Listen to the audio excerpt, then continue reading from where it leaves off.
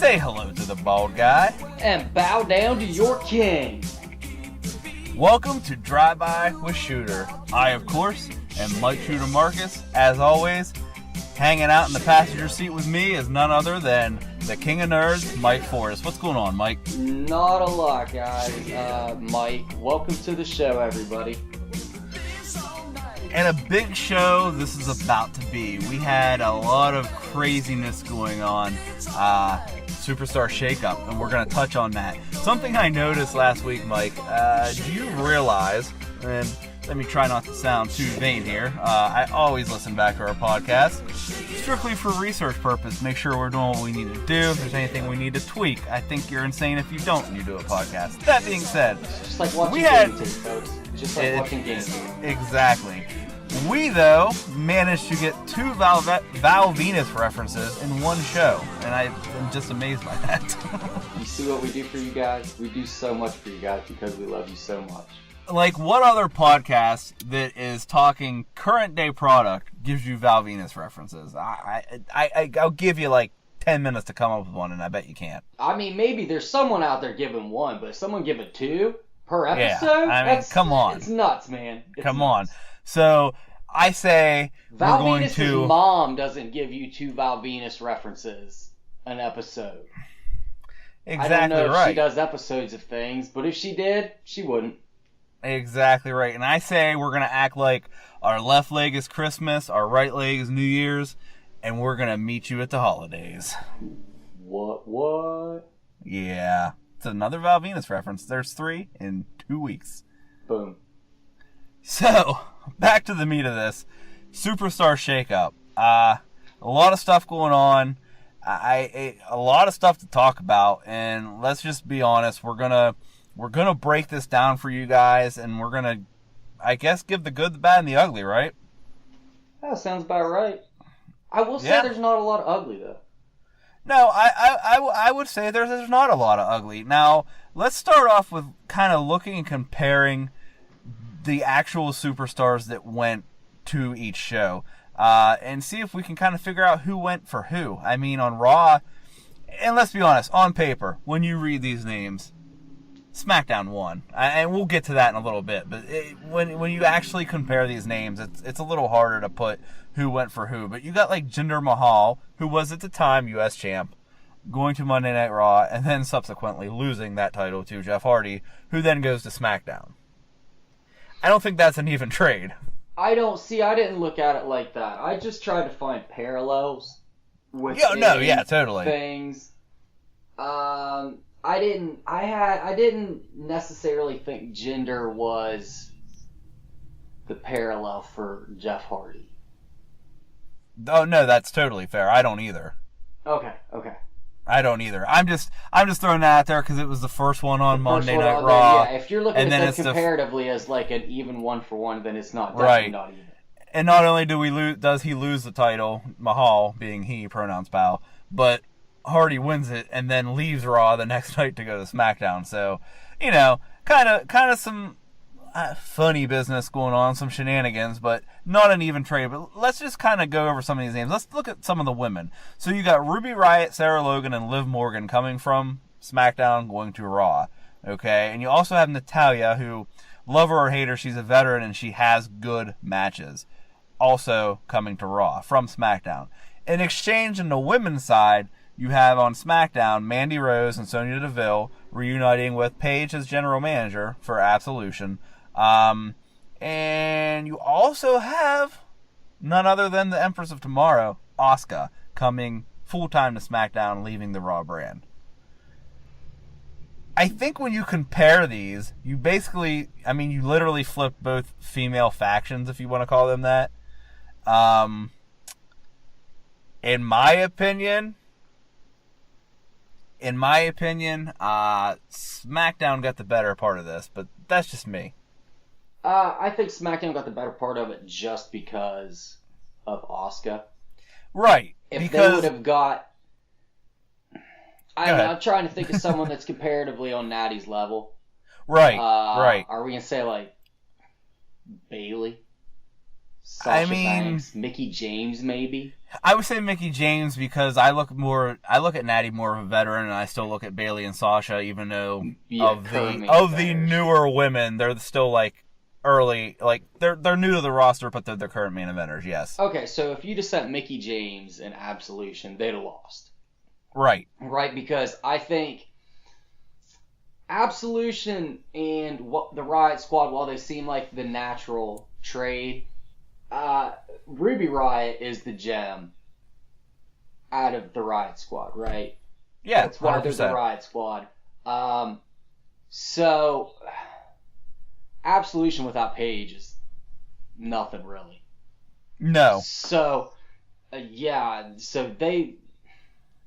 Raw would have won this had Asuka not been involved. If it was someone on Natty's level.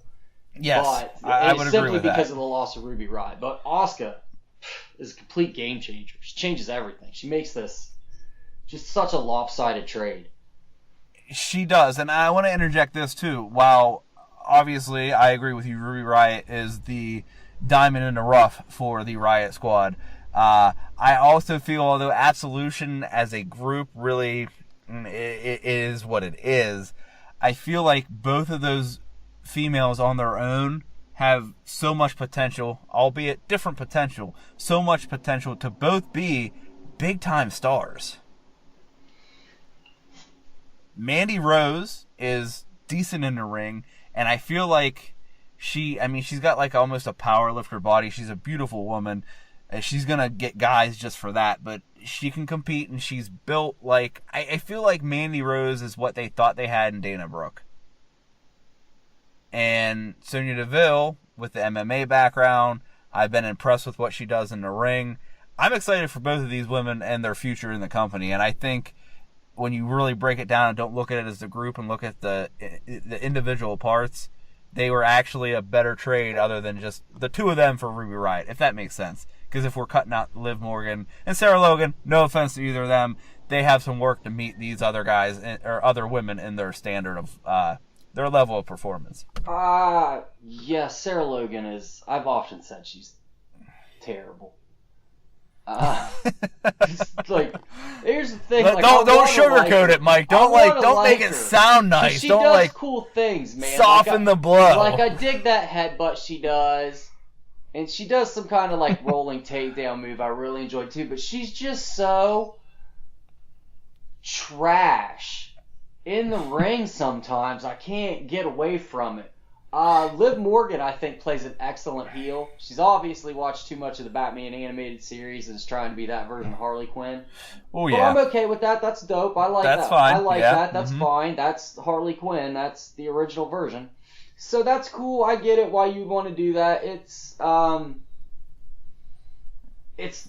something kind of original, I guess, that no one's doing on the roster. I think Sonya Deville is basically dead in the water. Really? Yeah, man. Look, dude, I get her gimmick. I dig her whole little MMA and I'm a real fighter gimmick. But you've also got Ronda Rousey and Shayna freaking Baszler.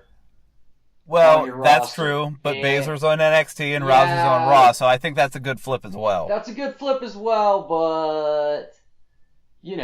eventually they're both going to be on the main roster, and I just don't think Deville has enough.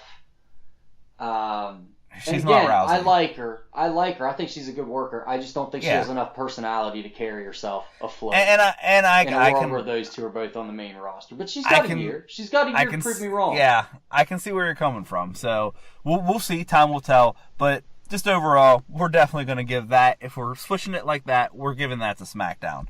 Another one, and I already see where this is leading, but let's look at the tag teams real quick. Oh my god. Yeah, Raw got from SmackDown, and I love these guys, but I'm just being realistic here. Fandango and Tyler Breeze, the Fashion Police, and Victor and Connor, the Ascension, and... that's not a tag team, so we'll get to that. So let me skip that. And I guess, are we doing a tag team with Kevin Owens and Sami Zayn? I mean, they were even on a Tron together. I don't know if you noticed that, but the KO and the SC. Yeah, I don't know. I feel the same way about Dolph Ziggler, Drew McIntyre. Right.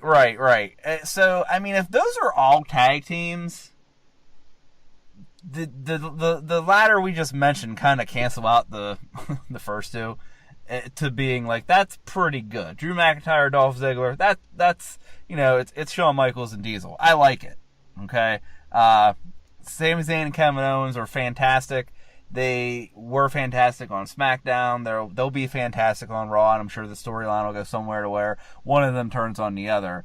But the SmackDown Live side took from Raw Gallows and Anderson, Sheamus and Cesaro, who were literally just the tag team champions, and are getting a call up from NXT for Sanity in the form of Eric Young, Alexander Wolf, and Killian Dane. Is that lopsided or what? Wow. When I saw that, I was like, good lord. Oh my gosh, I was expecting them to take away from SmackDown, try and even these teams out a little bit. Well, I mean... No, they were just like, hey, you know how good the SmackDown tag team division has been lately? Look how freaking awesome it's going to be now.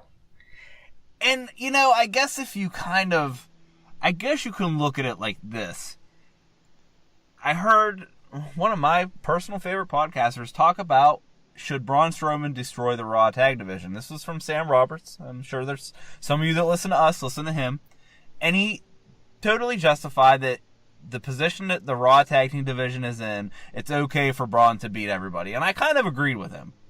So was this just a reset button? Maybe Fandango or the Fashion Police, Fandango and Tyler Breeze, are going to get some love. Maybe they'll get some wins. They're great workers. Both of those men are great workers. The gimmick's silly, but that can work in sports entertainment, in pro wrestling, whatever the hell you want to call it. Can work on Raw, especially. Especially on Raw. So maybe we'll see some good things, and that's a little bit of the topic we're going to touch on a little later in this. From a team like the Fashion Police. But if you're just looking from a perspective of how these teams have been presented lately, Raw just, took the itty-bitty bits of SmackDown that people kind of love for a on-screen reason, not a wrestling reason, and said, we're going to give you the best we have on Raw and put them on SmackDown.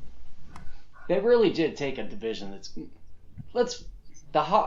one of the highlights of SmackDown over the course of the last year has been the tag team division.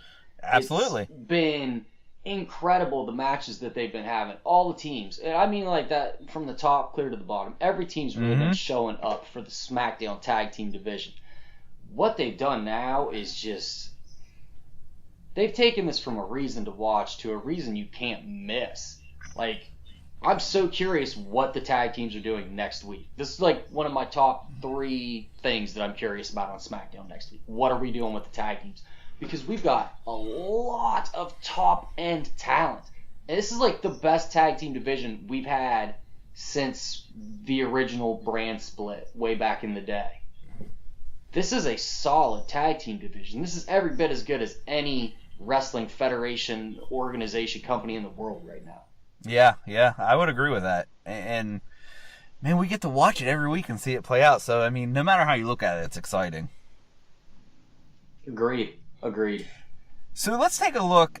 And this is something I noticed. And, again, Raw, I'm looking at the list right now. Raw got 19 trades. I think these are all split up. Yeah, 19 trades. So that's literally... per talent, not like a team. Fandango was one, Tyler Breeze is another. SmackDown, if you split up the tag teams, let's see, 12. They got 16. 17 if you count Zelina Vega as another body. So they got less. But that makes sense because Raw is 3 hours. But something that I noticed, and I'm going to do, these were ones that were not televised for Raw. Okay, this is who Raw got from SmackDown. Not televised, just kind of put out there on social media. Zack Ryder, Mojo Rawley, maybe they'll be a tag team again, Mike Kanellis, and Chad Gable. Now, and the Ascension, Victor and Connor. Now, Chad Gable wasn't televised, and I don't feel that he's in this, what I'm about to talk about. But what I'm about to talk about is mid to low card guys. And I'm talking lower mid card to low card.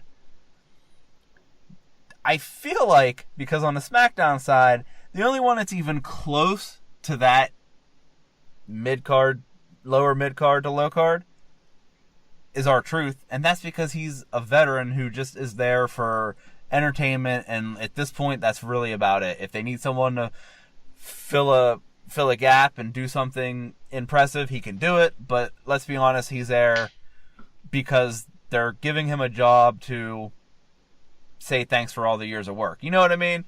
So that was it. There's not one person on a SmackDown list that I would consider a lower mid-card, and we've got at least 4 on the Raw list, adding to Kurt Hawkins, who's already there, adding to Heath Slater, who's already there. But this is what I want to point out. This is a 3-hour show. This could be a really good thing for some of these guys. It's going to be a good thing for some of these guys just to get exposure, because they're going to get a lot of screen time. More so for them, though, I think who it's going to be good for is going to be guys like, let me try and think of a name here. Guys like, oh man, Baron Corbin. Because guys like Baron Corbin, I'm trying to think of like Baron Corbin's parallel, like his standing on the card on Raw, like pre-shakeup would have been. Someone that's like a mid card. It's gonna be if you want to be fair, and I hate to even say it, but Jason Jordan. Yeah, Jason Jordan. I was even going to throw a Finn Balor out there. Yeah, okay. I wanted to say Finn Balor. I almost went with that, but I didn't because he doesn't necessarily fall in this category. There's a group of guys that are mid-carders that put people over. Right. No, I get what you're saying. Dolph Ziggler falls into this category. Right. Mm-hmm. There's guys that... Goldust on Raw. Goldust on Raw. Yeah, these guys are going to start getting wins. And they're going to start looking better because now there's more people that are... more bodies to take pinfalls in a 3-hour show. And that's going to help out the mid-carders work their way up a little bit and gain some momentum because they're going to be able to have people to take pinfalls now instead of them. So I think that right there, and not just making these guys look like giving these guys more screen time. I think the real takeaway is that the mid-carders are going to start to look stronger from this.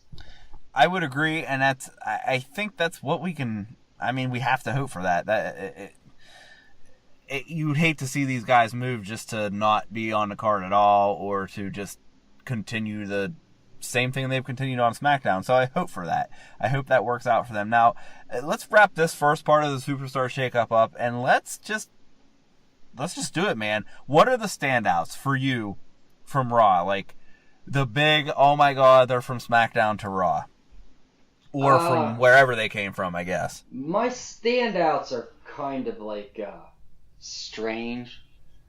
There's guys I liked that got sent to each show that I think could work as real good utility players. Mm-hmm. The Bar, for instance, you can put those guys in singles matches at the top of the card or the middle of the card, and they're going to be able to knock it out of the park for you and be believable in that role. Same with Big Cass. On the Raw side, Dolph Ziggler, Baron Corbin, Bobby Roode, those are guys you can have really anywhere from the mid to the top that are going to be able to knock it out for you and be believable in that role. I think it helps that each show has like utility players like that. Yeah, 100%. It was SmackDown. There was such a divide in talent between the top and the middle. Now I like that there's guys that could kind of like blend that role. Same with Raw. There was kind of that divide. You had those top, 5-6 guys, Rock, and then like, that next level of guys, and then that's a pretty steep drop off after that. So you've got a lot of guys that can like blend divisions. Standout, I was not expecting Jeff Hardy. I honest to God was expecting Rollins to show up with the IC title. I think a lot of people were, and I think that a lot of people were disappointed, at least from what I've heard from live reviews from the live crowd. and that's something we should talk about too. But maybe we'll put that in the last segment, Mike. But I think that is a huge standout for me, and it kind of tips the scale when we talk about this a little later. But yes, Jeff Hardy is a big standout for me. I think Drew McIntyre not going back to NXT after the injury and just getting put on the main roster, I mean, I don't have a problem with that. I think it's time. And I'm going to be honest, I don't know where this Dolph Ziggler Drew McIntyre thing is going, but I think there's a ton of potential there. Huge amount of potential. Both guys excellent in the ring. Right. Both excellent workers all around. So a lot of potential for where they could go with this. A lot. I'm very interested to see what they do. And on that note, I'd really like to see a lot more from Bobby Roode and Baron Corbin on Raw. Hopefully get those characters out of the... I feel they're both like in a stagnant place, and I hope that will kind of... They'll be able to dust themselves off and do something a little bit more interesting on Raw with these two. I think they're going to be... there's the room to make Roode a heel now. Yeah, I think that'll absolutely. help him a lot late. There's a lot of guys that Baron Corbin's going to be able to work with. They're going to be able to make him look good on that roster. I'm looking forward to some kind of feud with him and Balor or Rollins. Something with Roman Reigns, I think, could be real special. Yeah, absolutely. So now, I do like that. I do want to say the one low key thing that I do like is Chad Gable. right. I think Chad Gable has a shot to do something special on Raw. I don't know. I think they've got a lot of time, and I think he's a unique talent that can be showcased really well on that show. I would agree with that. And I think, for me, the biggest surprise out of almost all of these is Samoa Joe going to SmackDown. We, amongst ourselves, before Joe ever got called up, wanted him on SmackDown, thought he fit on SmackDown, wanted to see those matches that he could have on SmackDown, and we just got it. And I'm pumped for that. I love Joe on SmackDown. I really feel like WWE, with this shakeup, was like, hey, we're going to do TNA better than TNA did. Watch this. I think that's a fair assessment, Mike. I think it's a real fair assessment. Ball's in their court. They got to pull it off now. Ball is in their court. We're not done talking shakeup yet. We're going to give you guys a quick break. We're going to come back, talk about maybe some missed opportunities, and talk about what the future holds for each brand and for the WWE. Hang tight. We'll be right back.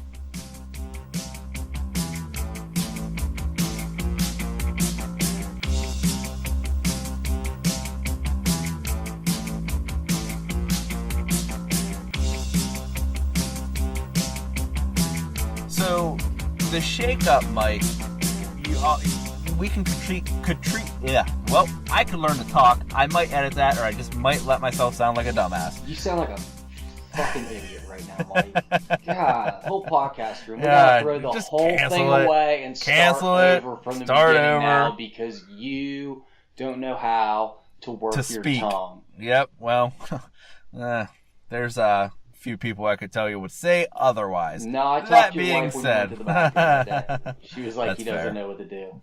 He doesn't know what to do. Can you please teach him? She said he's like a cat giving himself a bath down there. It's ridiculous. That's because it's all about me, isn't it? Isn't it? Isn't it? Everybody knows that your penis is on your tongue. Exactly. Okay, way off topic. I want to... Is there any missed opportunities? I have one big glaring missed opportunity, and it's probably the same one you're going to point out. It's probably one of the same two names. Maybe it can still be changed, but you want to go first? You want me to go first? Go ahead. Finn Balor. Mine is Balor or Rollins. And Rollins is there too, but Rollins... See, I think Rollins would flourish anywhere, but we've seen Finn Balor not flourish on Raw. And I'm not one of these guys that was like, oh, he's getting beat by Kane. We talked about this last week, thinking he was buried, he should go back to Japan. No, not at all. Balor's hugely over. He's very popular. He's a merch machine. He has figures for every body paint. He's making that company and himself a lot of money. My problem is, if this guy is not on Raw to get to finally get a rematch or a shot at that Universal title that he never lost, then why did he not just move to SmackDown with the club, who they just started Balor Club, they just were putting out merch for that. That's where he belongs if they're going to go. And if he's not going to get a Universal title shot, then I don't understand this. I don't get this either, man. They just started this OGBC stuff. Right. It made no sense to me. I really was shocked when I saw the Good Brothers show up on SmackDown and he didn't. I really, really was. I thought that was very, very weird. They just started to get the ball rolling on this thing. But maybe they decided they wanted to roll in this Finn Balor for everyone direction, you know? Maybe we got we need the Good Brothers over here to help out AJ Styles now that we got this evil Nakamura running around like a madman out here. Dear God, how good is my heel gosh. Nakamura? How about how he walks like he's drunk now when he does evil things? And did you... I know that... I do Twitter because I like to bring social media to this show. Did you notice the response between Corey Graves and Nakamura after SmackDown? No, huh? What happened? Okay, so Nakamura is doing this sorry, don't speak English, which is flipping awesome. I love it. I hope that he continues with that. I don't care. It's not going to get old. I love that he will answer some things and then just revert to, sorry, I can't speak English. That is fantastic. That being said, he had tweeted something out, and I missed what it was even about, but Nakamura says something like, I let my emotions leak out, or something to that effect. Corey Graves then responded how amazing it is that he can't speak English, yet he's still smart enough to be able to text in English or type in English. And Nakamura immediately responded with Japanese writing that said, translated, I don't speak English. Oh, this is so good. The It's way so his fun. face looks, he looks so insanely evil and mad scientisty. I love it. And the exaggerated way that he hits AJ Styles in their crotch is fantastic. Yes. I'm really looking forward to what these guys have coming. I am too. But I'm sorry. So, Finn Balor, we'll get back on topic. Finn Balor, missed opportunity, in my opinion. Now, this is WWE, and Vince writes the rule book, so there's no doubt in my mind that maybe, if it's not a Universal title thing, then maybe this was just a temporary thing and he will go to SmackDown. Maybe the club will volley for him to go to SmackDown. AJ will fight for him to go to SmackDown. It's not out of the realm of possibilities within the next even Wrestling. 4 months. Yeah, exactly. It's wrestling. So, Everything's possible. there could be a trade. There could be something happen. It could happen. So maybe we don't want to get our feathers ruffled just yet. But I feel like that was the biggest missed opportunity for me. Is there anything else that stands out to you?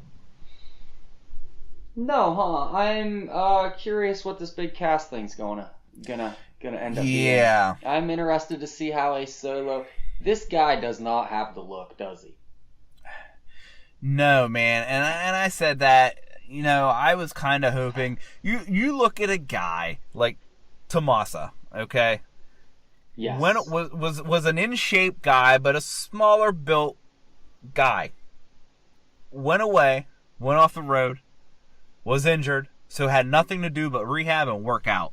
And he's a flippin' monster now. He looks unbelievably good.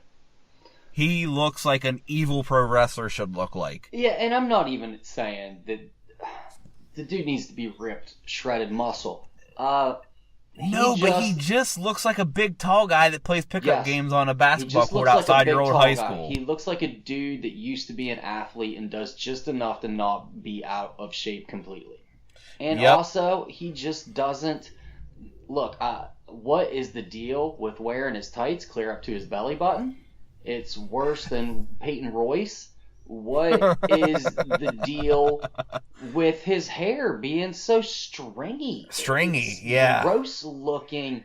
He should stop wetting it. Yeah, everything they do just does not give me intimidating wrestler look in my mind.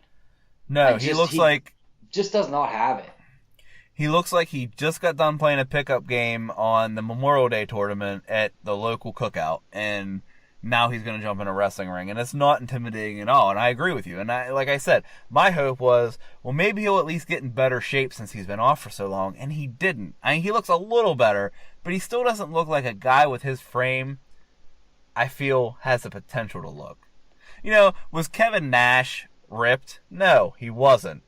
But he didn't need to be. Maybe they should just start dressing him a little more like other big put men. more clothes on him. That's possible. That's possible. And I don't want to sit here and bash Big Cass. I'm glad he's back. I'm excited to see where this goes. Is him attacking Bryan? Is this all his own thing? Is this maybe because of the Miz? Miz doesn't have the Miz draws. Did he make a call and say, "Hey, big guy"? You know what I mean? I was wondering about that too. I feel like maybe this is just an interim thing to get us to the Miz. We don't want that to happen quite yet.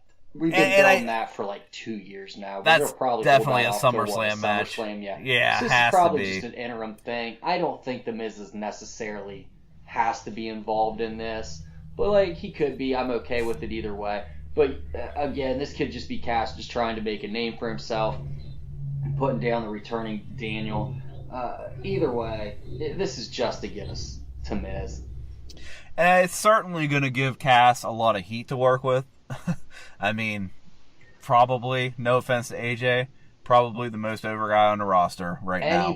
Daniel Bryan. That attacks Daniel Bryan is going to get massive heat right now. Absolutely. So, I mean, I guess that works. Something I want to talk about, too, that we need to keep in mind when we're looking at all these stars that move from one side to another, is who's still on each brand.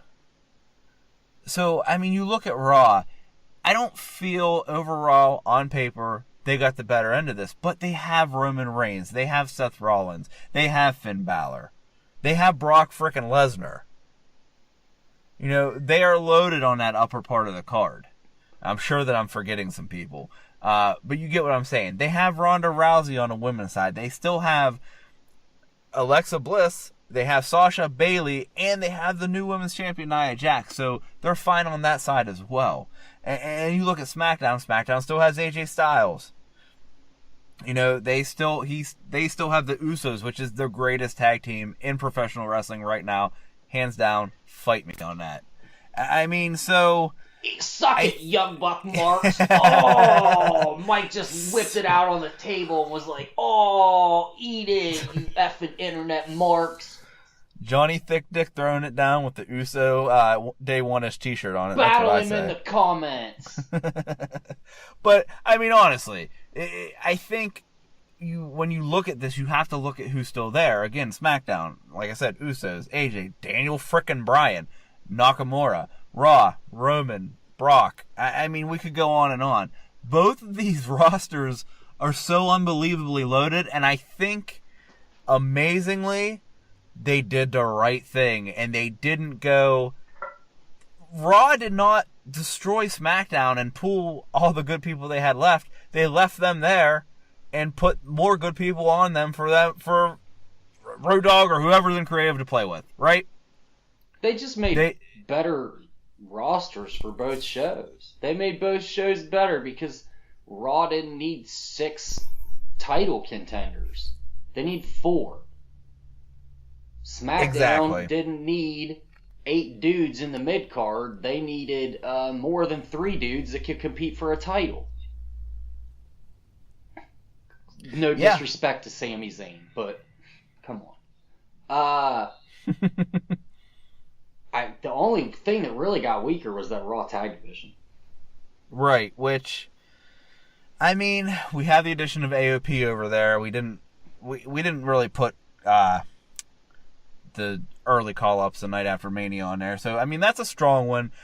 And we'll see. We'll see where it goes. Like I said, is Sami Zayn and Kevin Owens a tag team, or Drew McIntyre and Dolph a tag team? There's potential there, and those are strong teams if so. So we can't just say that the Raw tag team division is destroyed, but it's definitely not like the SmackDown one. We'll put a wait and see next to it. Yeah, we'll definitely put a wait and see. So, all that being said, and we already kind of highlighted and touched this, but in your opinion, who won this brand split, or this shake-up?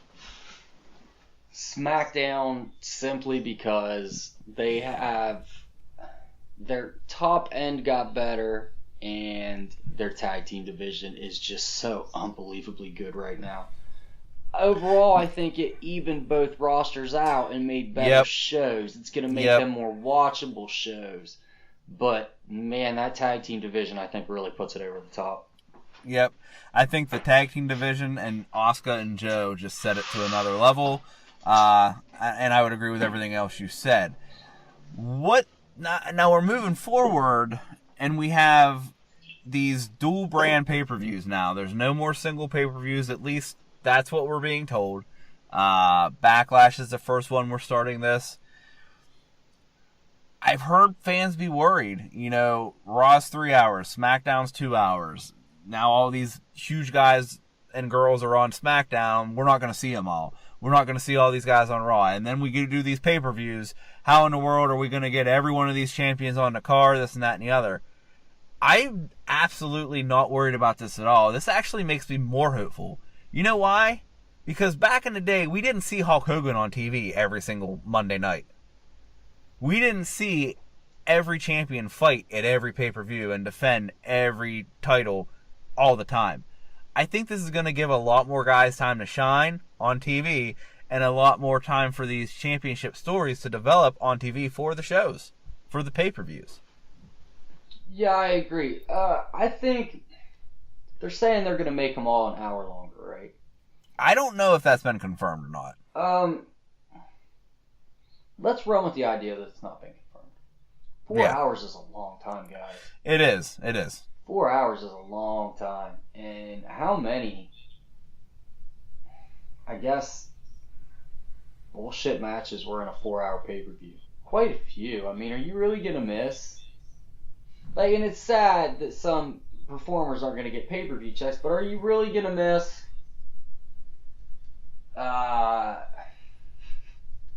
Are you going to be upset that Naomi versus Sonya Deville isn't going to be on the pay-per-view, or are you going to be excited because the SmackDown tag team titles are getting defended? Right. And then Are you upset that Mojo Rawley and Zack Ryder will never be able to have their final showdown on pay-per-view like they were meant to? Or are you happy that you get to see Sasha and Bayley? Exactly. Finish this. So and it's going to be a super card, man. I don't give a shit about the ass end of the card and their storylines, man. I want to see the best stuff, and that's what we're going to get. Right. And here's the thing that I take away from this as well. Maybe, you know, if it comes down to we're going to get Jeff Hardy defending his U.S. title against Samoa Joe. We'll just throw that out there. And that's going to be on the pay-per-view. Well, then we don't have room for Sasha and Bayley. So maybe we either further that story so that does get a pay-per-view credit, or maybe that makes Raw more interesting because we get it there. You see what I'm saying? So we don't have to see everybody every single night. We don't get burnt out. Look, I love Kevin Owens and Sami Zayn, but I was also in the group of people that were like, man, I'm kind of tired of seeing them in his title picture for the last 6 months. Yeah, that went on a little long. It'll be nice, man. People just need to chill. This is going to be good for us. We're going to have a good time with this. I think this will break some of the fatigue if they do it right. We don't have to see everybody every single night. You know, people complain that Brock Lesnar is a stupid part-timer and the title's never there and blah, blah, blah. But guess what? Every time that man does come out, the crowd goes insane. You know why? Because he's not on TV every single week. Damn straight. I think that about sums up the Superstar shakeup. I'm excited. I can't wait to see where this goes. We have one more thing to talk about, guys, or one more segment to bring to you, and I think one of these might actually go a little bit long, so we're going to spend a lot of time telling you guys about people who say dumb things. Hang tight. We'll be right back.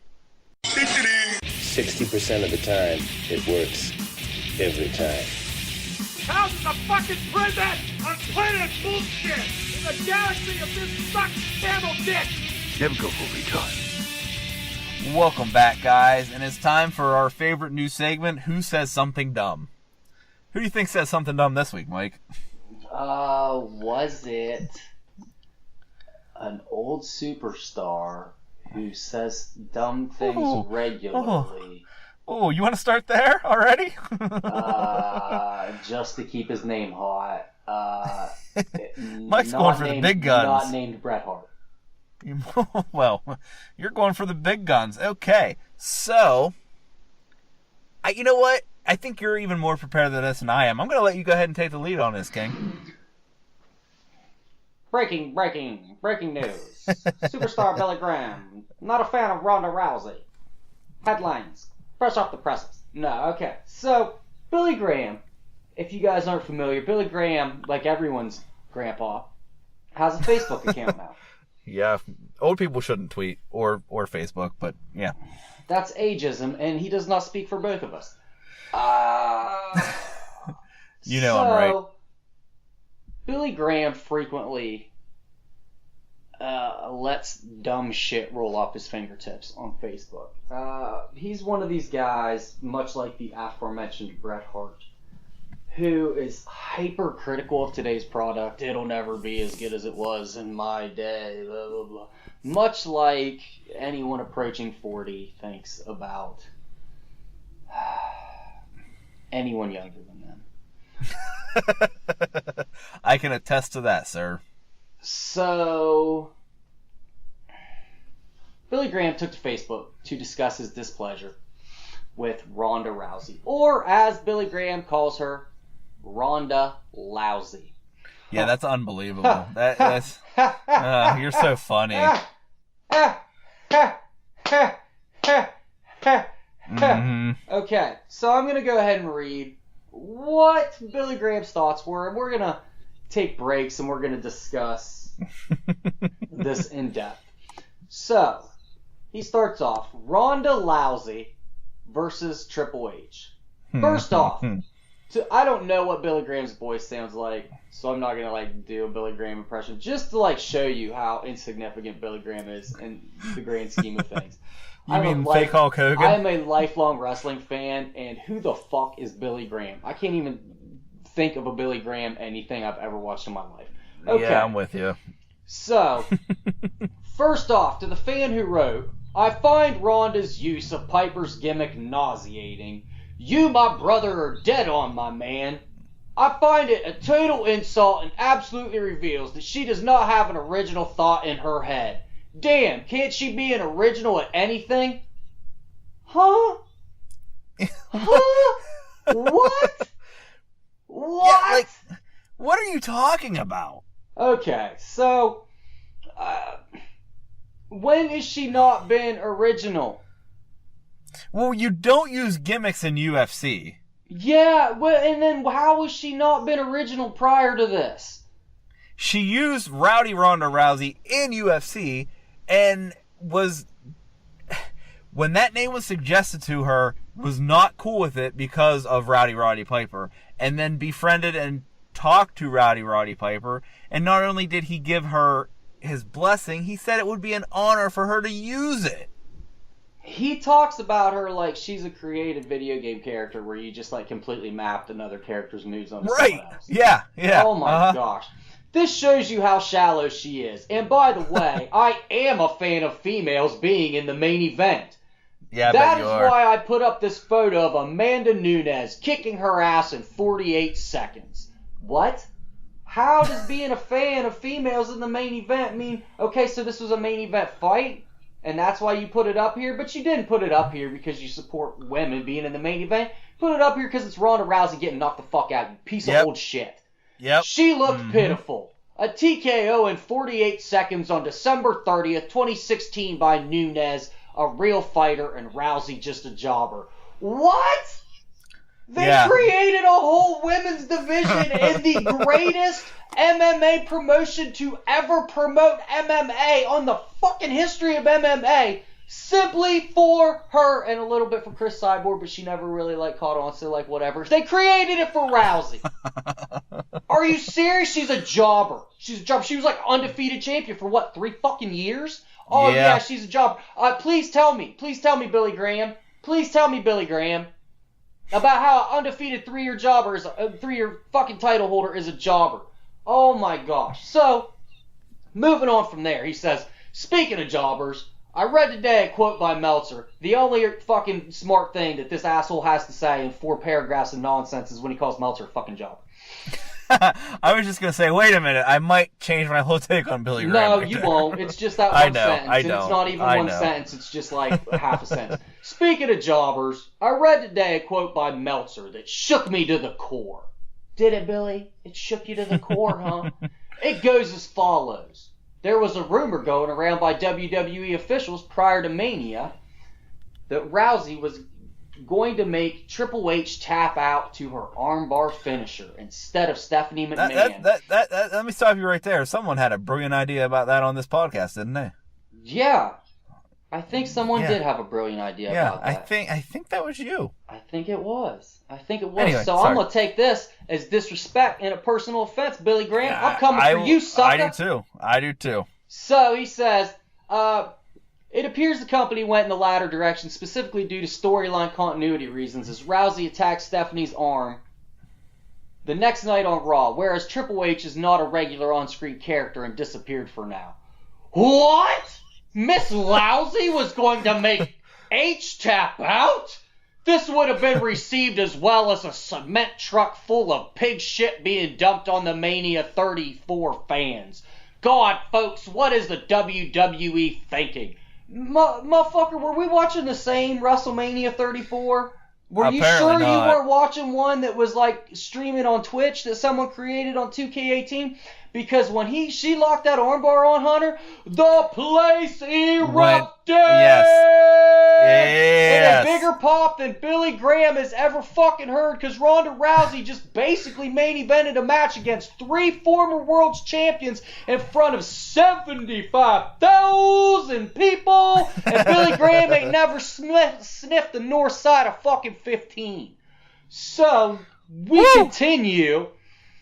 Ronda Rousey is not a god of some kind, but a mere female UFC failure that got her flat ass kicked twice. First of all, man, come on, bro.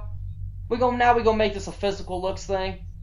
You look like a microwave. Like, you look like, to create Hulk Hogan, you put him in the microwave for 2 minutes, and someone set that bitch for 3.5 and walked away. That's what you look like. You look like the fucking fried hot dog in the microwave version of Hulk Hogan. Oh my gosh. Yeah, so let's talk about, first of all, man, if I was not married, I would lick every inch of Ronda Rousey's fucking body, okay? If you're gonna sit here and fucking tell me that you wouldn't eat 2 fucking Viagra to get that withered, old, dried in the sun, Vienna sausage looking penis of yours up so you could just pray to God she would give you a chance at hell, Billy Graham, shut the front door. Don't even... It makes me so angry that he had to add the flat ass remark just because it's such a fucking, like, cheap dig. And let me refer everyone back to the beginning where he's like, I'm a fan of women main eventing and I'm pro woman, but her flat ass. Her flat ass. You can't say those two things in the same statement. No, she's not some mere female and UFC failure. She is a god. She's an MMA goddess. Yes, You're right, she's she not is. a god. She's a fucking goddess. Yep. So he says, now this is nauseating. I demand that you fans respond to this crap no. The WWE is trying to lay on you by even thinking about her making Triple H tap out. God, this makes me sick. And then this is how he decides to close it up. Wait, before you go to that, what I just heard with you saying that was, again, beginning of the letter, or beginning of the post, I respect women, they should main event, blah, blah, blah. Then what I heard was an old-timer saying, it's disgusting to think this company would let a woman beat a man. Yeah, that's exactly what he said. Oh, a woman beating a man. Even more disgusting to let this company possibly have the idea that a true legit UFC woman's badass could beat a, no offense to the sport I love, pretend wrestler. Oh my gosh, she would beat the shit out of Superstar Billy Graham in real life. I know, I'd love to see that. He throws this at us. To help you get over the urge to vomit over this news, please click on the link directly below that my main man Mike found for me. Not either one of us, by the way. Not at all. We don't speak for this Mike. He clearly is terrible. Just a 60-second promo by me from Florida, and please tell me if anyone in the WWE today can match my short promo. Unscripted and loaded. Man, Wow. come on. So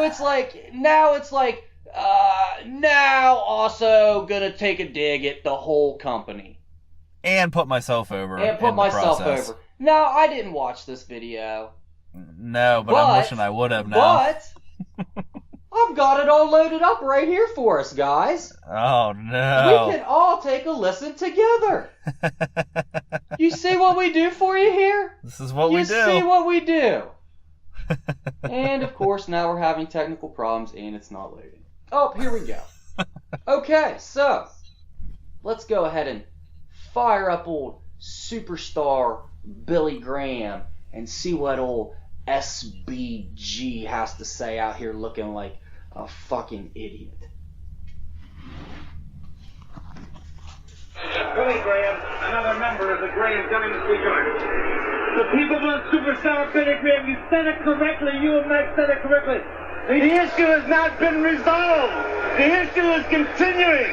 Tomorrow night, I want to make a fantastic announcement tomorrow night in the city of Lakeland, Florida, the Lakeland Civic Center at 8:30. The bell rings.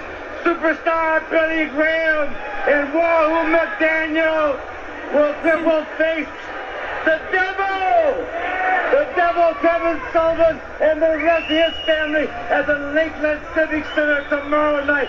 Exactly this time, 24 hours from now, Superstar Billy Graham has come back to take up where the Road Warriors left off. They left just enough, Gordon Sullivan tonight. They left just enough of the devil for Superstar Billy Graham and the Indian, one of the toughest people I've ever seen in my life. The Indian Wahoo McDaniel, just enough left for Superstar and Wahoo tomorrow night. Not to let them walk out or be ran out, but we're going to drag them out on their faces tomorrow night. Face first on the concrete. The devil will be drunk to the end. There you have it. Comments from Superstar Billy Graham, and of course, Okay. How many fucking times did he say his name? And his partner's name. In a minute and a half promo, this dude essentially spent 35 seconds of it saying him and his partner's own name?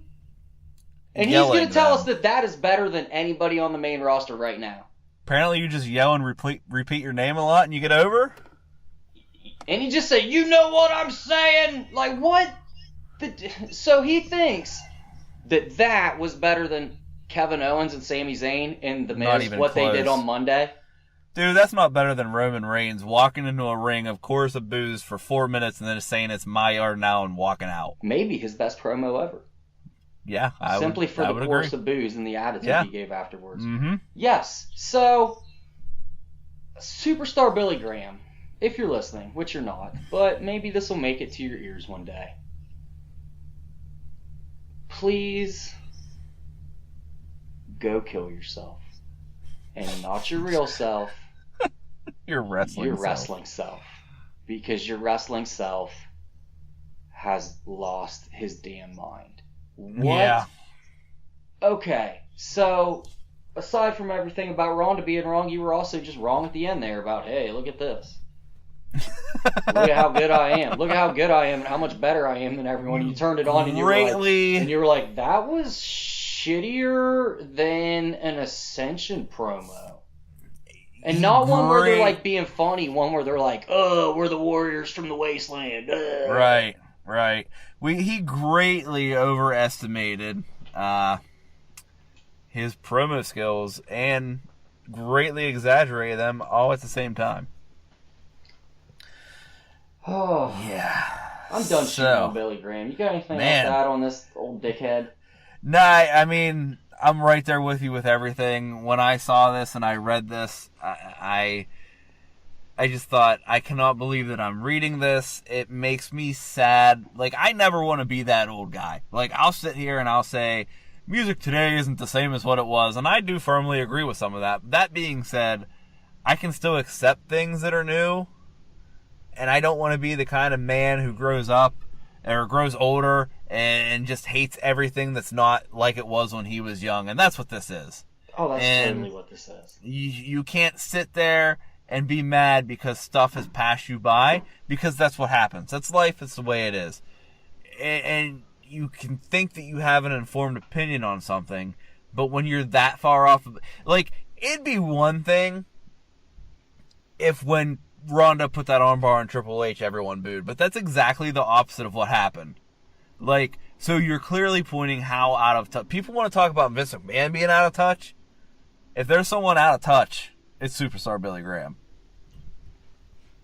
Superstar Billy Graham isn't even like a...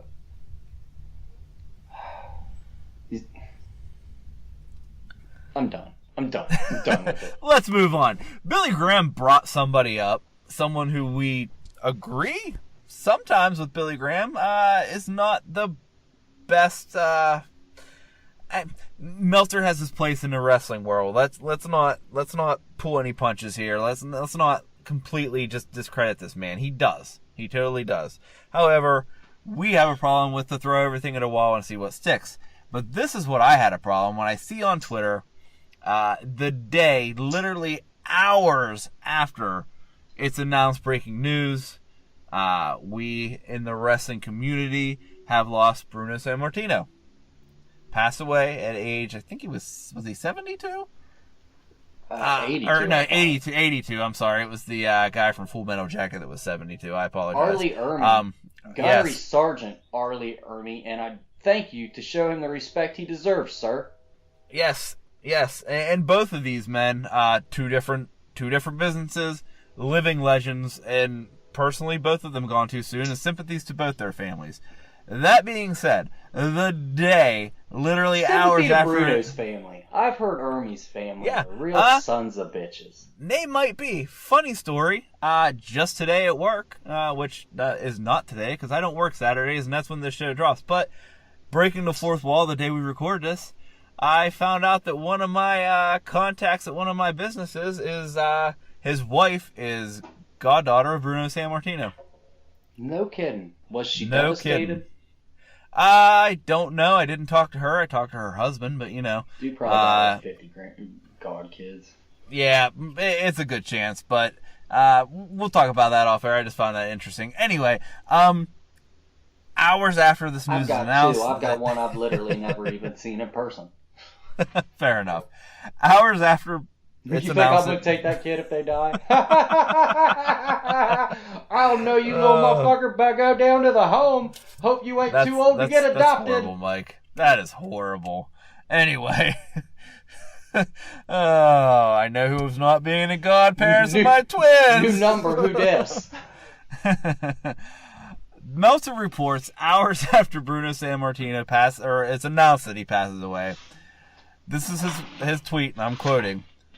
Although it's been reported everywhere, and Bruno was my friend, the stories of his 187 or 188 MSG sellouts represent yet another wrestling myth that is far from accurate. I want you to let that sink in for a minute. I have this tweet from 12:36 p.m. on Wednesday, and I believe that it was like 10:30 a.m. when it was announced, at least by WWE, that Bruno had passed. 2 hours after this man is announced dead to the world, Meltzer finds it appropriate to show how smart he is by claiming that this wrestling myth is nothing but a myth because I'm Dave Meltzer and I'm going to sit here on the day that someone died and tell you how he really didn't sell out Madison Square Garden 188 times. Are you fucking kidding me? He was also the champion of a fake title. But, dude, It's just like, is that classless or what? Well, I could almost understand if it was like prompted in some way. If Well, a that's fan the was thing. like, if a fan was like, what do you think about that record of selling out Madison Square Garden that they never talked about? And he was like, well, contrary to popular belief, that was kind of a fallacy. I can totally understand that, but this was just like so unprompted where he's just like, he was a friend, but allow me to shit on one of his most cherished records now. Yeah, he's a friend, but let me bury him before he's actually buried, because fuck him. That's what I hear. Yeah, because even though he's a friend, I'm going to show everybody how much more smart I am than all of you. It's like, all right, Dave, we get it. Your dick's all bigger than ours. Man. God, what a smug asshole. Anyway, I literally have nothing more to add to that than that's classless. It just shows you where Meltzer, like, it really does show you the kind of person Meltzer is. Has he done a lot for wrestling fans? And, I mean, I guess, has he made a living on getting secrets from the janitor at the building? Absolutely. Is he right all the time? No, he's not. But he'll tell you he is. And he's just a smug person. And I don't know how people... I can understand people being a fan of his work, but as far as being a fan of the person, God, that guy's so low on my list. That was a real, like you said, classless move, man. It was just classless. Yeah. Just, especially for someone you call a friend. Yeah, exactly. I would never sit here. If I lost a friend, I would never on the day of post on social media or go personally talk to their family. Like, yeah, I know that he died, but let me tell you, that thing he claimed he built, he really didn't do it. Like, why? Right, and why? You know that his family's going to see it, but you still did it. Right, exactly. Classless, and I guess that just sums up Dave Meltzer. I do like the comment that someone left underneath where they were like, man, you are just like a robot sometimes, aren't you? Yeah, and that's the truth. He really is. It's just like, oh, well, this is a current and in the news now, so let me just go ahead and use this to, again, take advantage and show everybody how I know more than you. Nailed it. Okay, last part of Who Says Something Dumb. TMZ is reporting that Randy Orton's tattoo artist, her name is Catherine Alexander, has filed a lawsuit against WWE for using Randy Orton's tattoos in WWE 2K18, apparently without her consent. I have read other places that they offered her like $450 to use the tattoos. This is look, if you want to know as a tattoo artist how to lose your business from famous clients, this is a prime example. Yeah, like, you know, she had to get word of mouth customers from this. 100%. She could have worked out some deal where he wore a tattoo artist shirt out there or some shit like that. It's just weird to me that you're butthurt about this now and not 8 years ago or any point in between. Right. And here's my question. Now, I'm not a tattoo artist. I don't know how this works. I know the whole Mike Tyson tattoo have thing. In my notes, not sure of the legality of tattoos. Well, here's the thing. This is my thought. You know, even if she created this original art, Randy Orton paid for that, right? He bought her services of being a canvas for her art. You know, this isn't the CM Punk blacked out or whited out Pepsi logo on the video game. This isn't Braun Strowman not having a Superman logo on his arm in the video game or on his figures. Those aren't there because Pepsi owns those. DC owns that.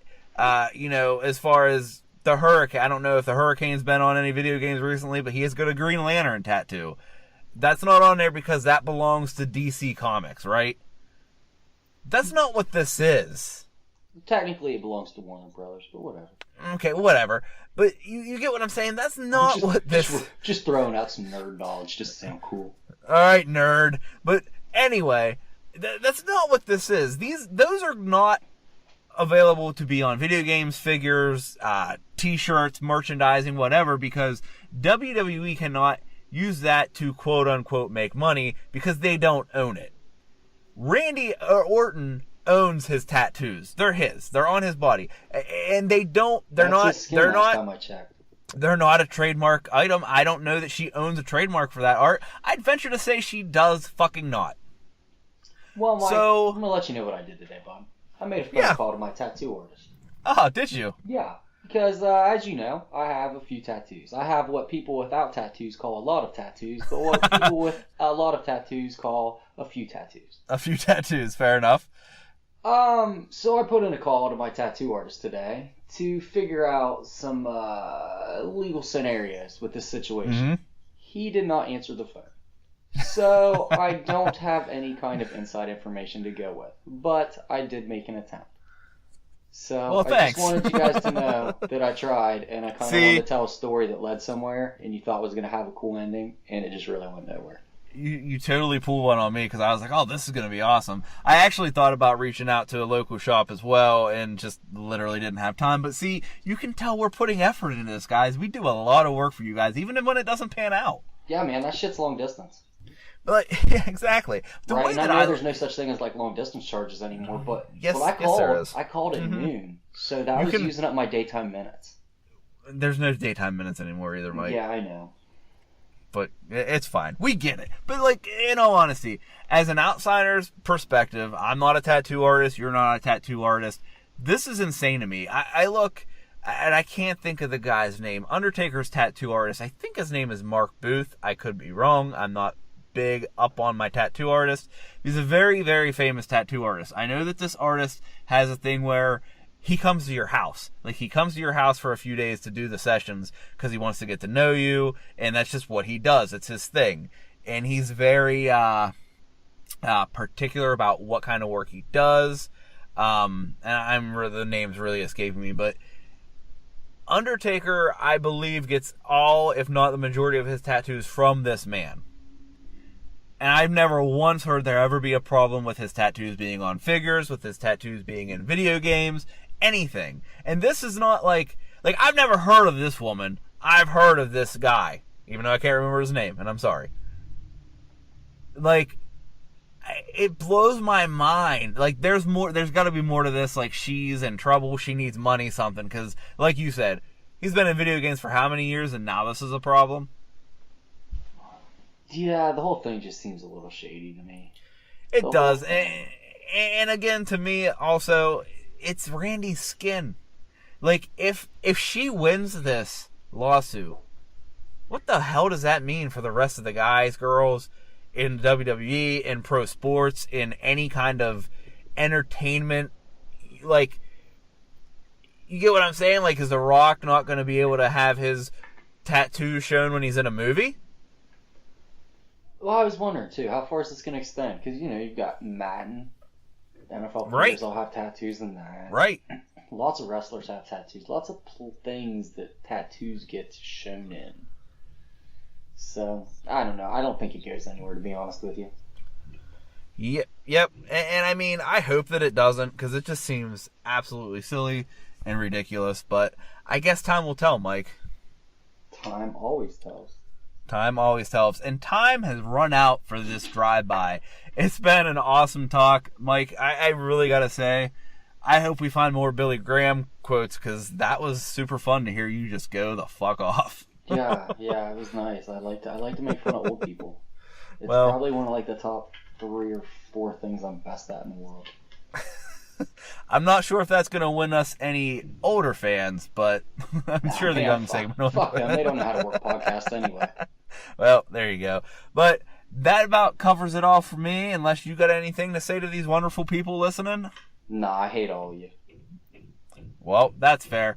Guys, don't forget, Facebook.com/NearFall Network is our home. That's where you can reach out, you can talk to us, comment on things we post. Mike, you've gotten back into the swing of things. Monday Night Wars, Raw and Nitro coming back on Thursdays and Fridays, correct? Yes. Love it, love it, love it. So you've got that to look forward to. Live streams, you can actually talk to the King in real time. You can't do that here. This is recorded. He might not, unless you say something stupid, and he will make fun of you. If you say something like intelligent, I'll speak on that too, but it's So so rare. Yeah, well, But I think that wraps up everything we've got for you. Don't forget, subscribe to the podcast. Leave us a 5-star rating. It helps the podcast to be shown to more people, and we can grow this following and do more things for you like we already don't do enough for you. Guys, I say it every week. It's been real. It's been fun. We will catch you next time. Have a great week, peasants. We love you.